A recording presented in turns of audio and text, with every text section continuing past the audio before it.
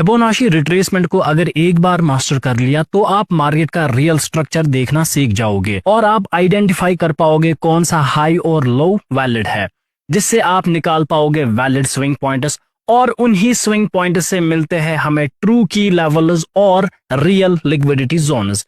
ये सब बनता है फाउंडेशन ट्रेंड और ट्रेंड रिवर्सल को एक्यूरेटली समझने के लिए। और जब आप ट्रेंड को क्लियरली समझने लगते हो तो एंट्री और एग्जिट्स गैस नहीं लॉजिक बन जाते हैं। और जब ये सब आप मास्टर कर लेते हो तो आप कॉन्फिडेंटली आइडेंटिफाई कर पाते हो real order blocks, fair value gaps और authentic supply and demand zones जिन पर मार्केट सच में रिएक्ट करता है। फिबोनाची सिर्फ एक रिट्रेसमेंट का टूल नहीं, ये आपकी ट्रेडिंग का कोर सिस्टम बन सकता है। इस वीडियो में हम इसी कोर को डीपली समझेंगे स्टेप बाय स्टेप, तो इस वीडियो को मिस नहीं करना और इसको कंप्लीटली देखना।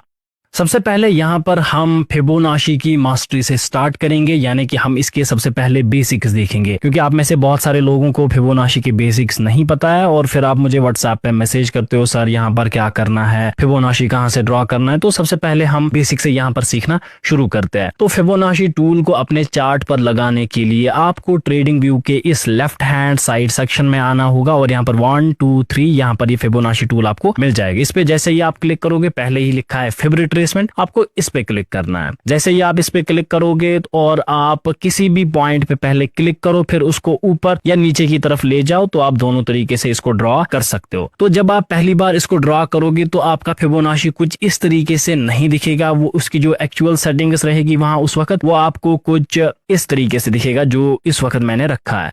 तो इसकी एक्चुअल सेटिंग्स करने के लिए आपको क्या करना है, इस पे आपको क्लिक करना है और इसकी सेटिंग्स में आपको आना है। सेटिंग्स में आने के बाद यहाँ पर स्टाइल लिखा है, तो स्टाइल में सबसे पहले यहाँ पर ट्रेंड लाइन है। ट्रेंड लाइन को आपको क्लोज करना है, आपको इसकी कोई जरूरत नहीं है। ट्रेंड लाइन का मतलब यहाँ पर जो ये आप देख रहे हैं मिडल में से ये लाइन जा रही है, तो इसको हमें कुछ नहीं करना है, इसको आप यहाँ से हटा सकते हैं।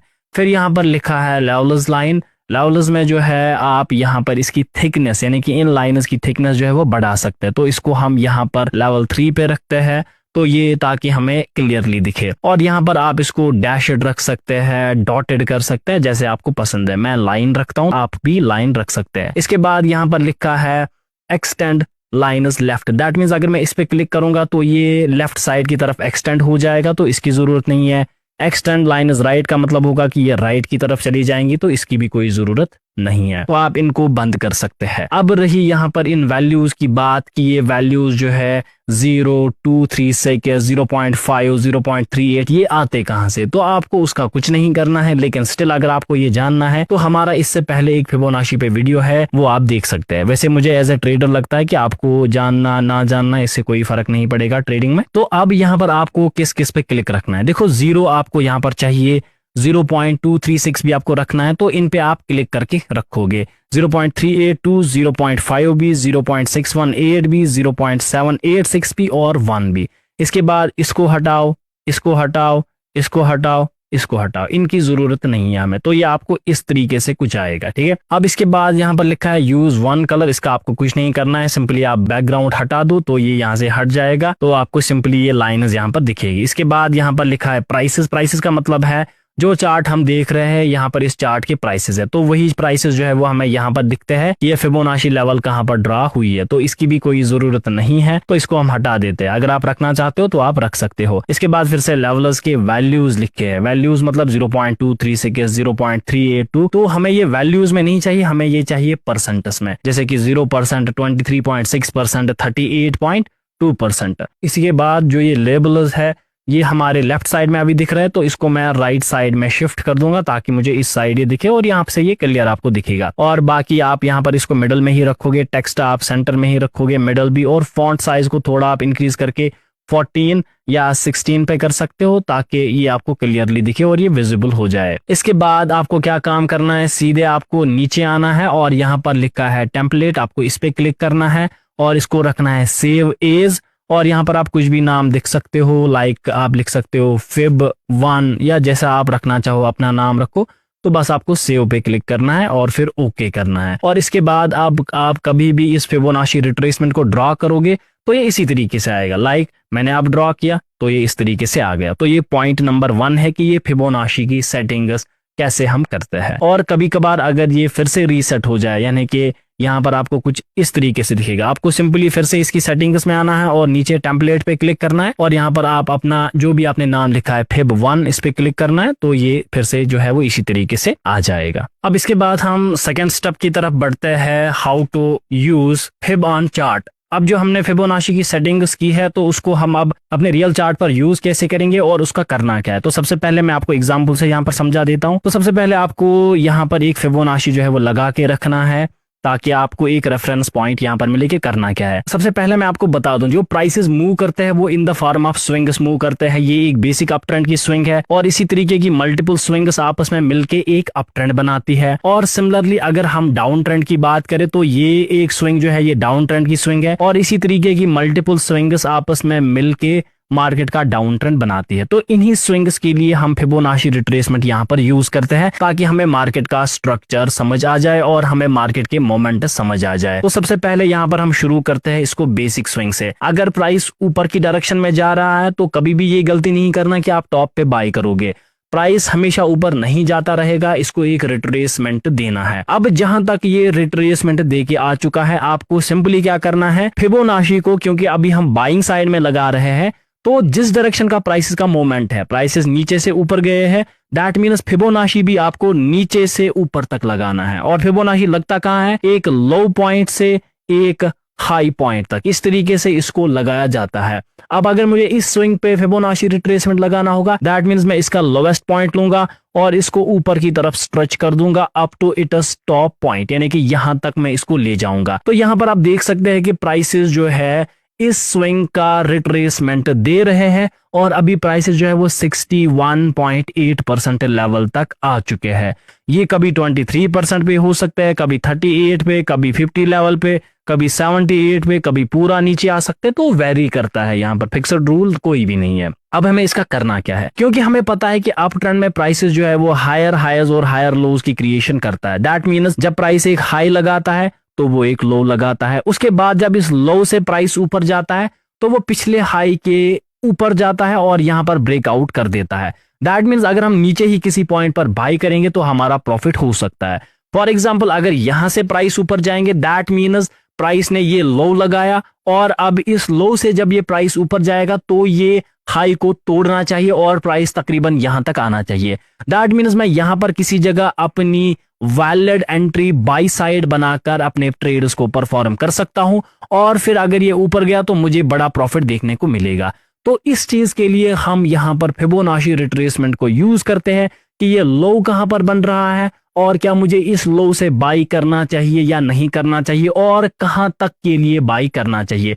तो इसी के लिए यहाँ पर ये लेवल्स दी गई होती है। तो यहाँ पर अगर मैं सिंपली आपको समझाऊं कि किस लेवल से क्या होता है, तो उसके लिए हम फिर से फिबोनाची में एक स्विंग ड्रा करते हैं। फॉर एग्जांपल प्राइस ऊपर गया और प्राइस इतना यहाँ तक नीचे आया है, तो मैं क्या करूंगा, लोवेस्ट पॉइंट से टॉप पॉइंट तक मैं फिब मार्क करूंगा और इस फिब का जो टॉप पॉइंट है इस पे हम एक हाई मार्क इस तरीके से करते हैं। तो आपको ये इसको हाई समझना है, ये कोई रेजिस्टेंस नहीं होता है क्योंकि अप ट्रेंड में रेजिस्टेंस वैलिड नहीं होता है, वहां पर सिर्फ सपोर्ट पावरफुल होता है, तो वहां पर सपोर्ट की ज्यादा रेस्पेक्ट होती है। तो हम यहाँ पर यही आइडेंटिफाई करते हैं कि ये जो सपोर्ट है बनेगा कहां पर। अब जनरल थ्योरी ऑफ फिबोनाची के हिसाब से जब ये सपोर्ट बनेगा तो ये मोस्टली बनना चाहिए 38 पे, 50% पे, 61% पे, या इन दोनों लेवल्स यानी कि 78% और 61% का जो 50% जोन होगा, यानी कि इन दोनों के बीच में जो 50% जोन होगा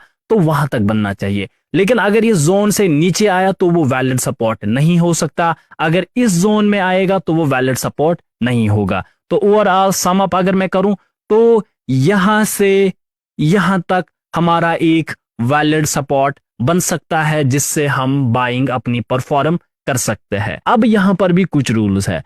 जब प्राइसेस 38% तक आते हैं, यानी कि ऊपर से प्राइस गिरा और ये 38% तक आ गया, अब यहां से ऊपर जाएगा, मुझे बाई करना है क्या मुझे बाई नहीं करना है, वो वैलिड तब बन जाता है जब पिछला मोमेंट हम आइडेंटिफाई करते हैं। यहाँ पर पिछले मोमेंट को देखना जरूरी है। अगर मुझे यहाँ पर एक एग्रेसिव मोमेंट दिख रहा है जिसमें बड़े बड़े कैंडल्स की फॉर्मेशन हुई है, उस वक्त सिर्फ 38% से लेना वैलिड होता है। लेकिन अगर मैं देख रहा हूं प्राइसेस धीरे धीरे धीरे धीरे ऊपर गए हैं और वो फिर 38% लेवल तक आ गए हैं और फिर यहां से ऊपर जा रहा है, क्या उस वक्त लेना वैलिड है?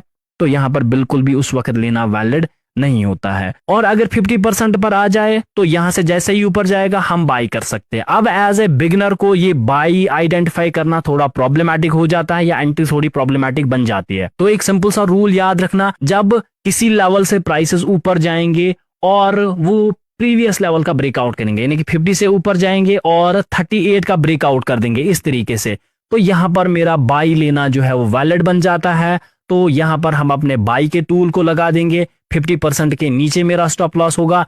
और टारगेट की बात करें, जैसे कि मैंने आपको कहा कि हायर हाई अब बनने वाला है, जैसे कि ये हाई है अप ट्रेंड में, तो अब इसके ऊपर ही प्राइसेस जाने चाहिए। तो इस तरीके से मेरा ट्रेड जो है वो यहां पर वैलिड बन जाएगा, पहला रूल। सेकेंड रूल, अगर आपको लग रहा है अब 61 पे आ गया तो 50 के ब्रेकआउट पे आप ट्रेड करोगे। अगर आपको लग रहा है कि ये 50% जोन में आया जो इस 61 और 71% में है, तो जैसे ही 61% का ब्रेकआउट देगा यहां पर ट्रेड वैलिड है, या आप 50% पे भी ट्रेड ले सकते हो। लेकिन अगर आपको दिख रहा है कि प्राइसेस 23% पे आ गए या इसके बीच में आ गए और फिर ऊपर जा रहे हैं, यहां पर आपका ट्रेड लेना वैलिड नहीं है। एक्सेप्ट यहां पर एक एक्सेप्शन है कि अगर आप डेली टाइम फ्रेम पे देख रहे हो उस वक्त वैलिड है, लेकिन 4 आवर, 1 आवर, 30 मिनट्स और 15 मिनट्स के वक्त ये वैलिड नहीं रहेगा। कि अगर 23% के बीच में से ऊपर जा रहा है तब ये वैलिड नहीं रहेगा। ठीक है, तो अब हम इस चीज को अपने रियल चार्ट पर देखते हैं और इसको आइडेंटिफाई करना सीखते हैं। तो फॉर एग्जांपल आप यहां पर देख सकते हैं कि मेरे पास एक स्विंग लो का पॉइंट है और इसका एक स्विंग टॉप का पॉइंट है। अब ये कैसे आइडेंटिफाई करते हैं ये भी मैं अभी आपको समझाऊंगा। तो मैं इस लोवेस्ट पॉइंट से, जो कि इसकी विक है, इसके टॉप पॉइंट तक इसको ले जाऊंगा यहां तक, और ये एक वैलिड फिबोनाची बन जाएगा। अब आप में से किसी का क्वेश्चन यहां पर आएगा, सर यहां पर भी तो हाई बना था, आपने इसको क्यों नहीं मार्क किया? तो जैसे कि अभी मैंने कहा, इसके बाद हम वैलिड हाई और वैलिड लो को समझेंगे कि वो कैसे आइडेंटिफाई किया जाता है। तो यहां पर हम देख सकते हैं कि प्राइस नीचे आया नीचे आया नीचे आया और वो बराबर 61% लेवल तक आ गया। अब यहां पर देखो, अगर प्राइसेस जो है वो इस 50% जोन को यहां पर ब्रेक करते, फिर हम बाई नहीं करते, सिंपल सा रूल है। और यहां पर बाइंग के लिए, जैसे कि मैंने आपको कहा, 61 से ऊपर जा रहा है, दैट मीन्स जैसे ही 50 को ब्रेक करेगा 61% के नीचे मेरा स्टॉप लॉस रहेगा और मेरा जो टारगेट होगा वो इस प्रीवियस हाई के, यानी कि जो ये हाई है, इसके थोड़ा सा ऊपर रहेगा। तो सिंपल सी बात है, हमें यहां पर 1:5.5 का ट्रेड देखने को मिल रहा है, जो कि एक अच्छा रिस्क टू रिवॉर्ड रेशो होता है। अब यहां पर आपको क्या करना होता है, अब देखो, जिस पॉइंट से प्राइस ऊपर गया है वो एक वैलिड सपोर्ट बन जाता है ट्रेंड का। तो ये हमारे पास एक वैलिड लेवल या वैलिड की लेवल बन गई है, तो इसको हम ड्रॉ कर सकते हैं। तो यहां पर मैं इसको हटा देता हूं और इस फिबोनाची को हटा देता हूं। अब देखो, इस हाई का ब्रेकआउट हो चुका है, अब इसके बाद जो हायर पॉइंट बनेगा वो इसके ऊपर ही होगा और उस पे आपको फिब ड्रॉ करना है। फॉर एग्जांपल, अगर मुझे हाई मिल रहा है, ये हाई है और इसके नीचे किसी जगह हाई मिल रहा है, वो हाई वैलिड नहीं होगा।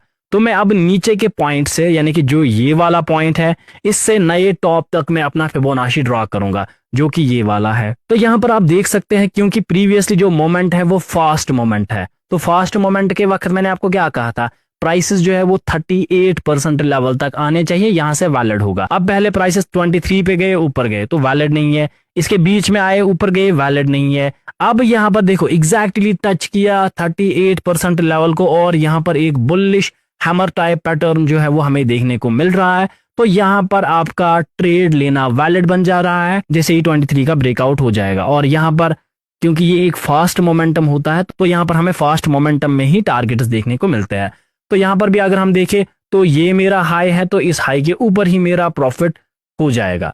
तो यहां पर हम फिर प्रॉफिट्स को ट्रेल कर सकते हैं। देखते देखते आप देख सकते हो कि प्राइस जो है वो इतना ऊपर गया है और जहां पर हमें 1:6.5 के रिस्क टू रिवॉर्ड रेशियो में ट्रेड्स देखने को मिले हैं। तो सिंपल रूल्स अभी मैं यहाँ पर बिगनर्स के लिए समझा रहा हूं, तो इन पे आप ध्यान दे सकते हैं। तो इसके बाद मैं बात करूं तो मैंने आपको कहा था, जहां से प्राइसेस ऊपर गया है वहां पर एक वैलिड लो मार्क करो, जो कि हमारे पास एक वैलिड सपोर्ट है। अब देखो, ये एक वैलिड की लेवल है, ये ट्रेंड की एक वैलिड की लेवल है। अब इन की लेवल्स का करना क्या होता है, अब देखो, अप ट्रेंड में मैंने आपको बार बार समझाया है कि सपोर्ट पावरफुल होता है एज कंपेयर टू रेजिस्टेंस। तो ये सपोर्ट है, ये सपोर्ट है, ये सपोर्ट है।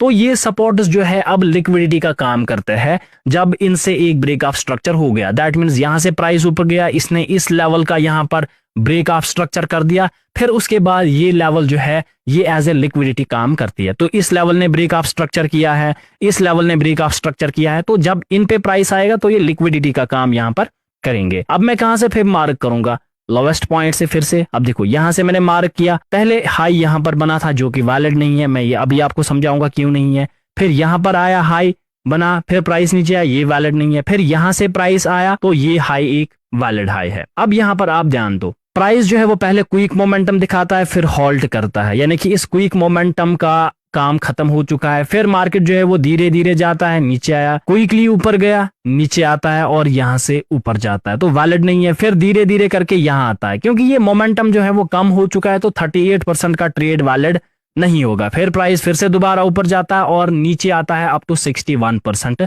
लेवल।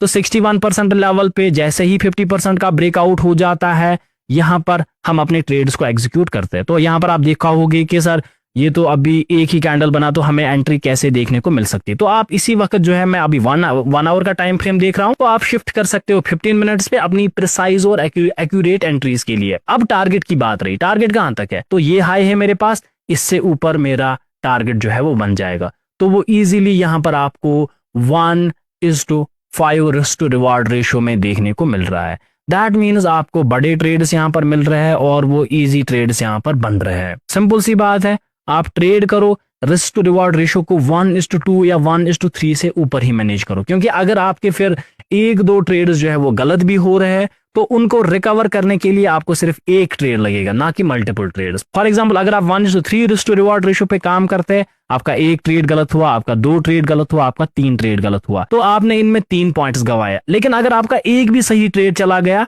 तो आपके ये तीनों लॉसेस जो है वो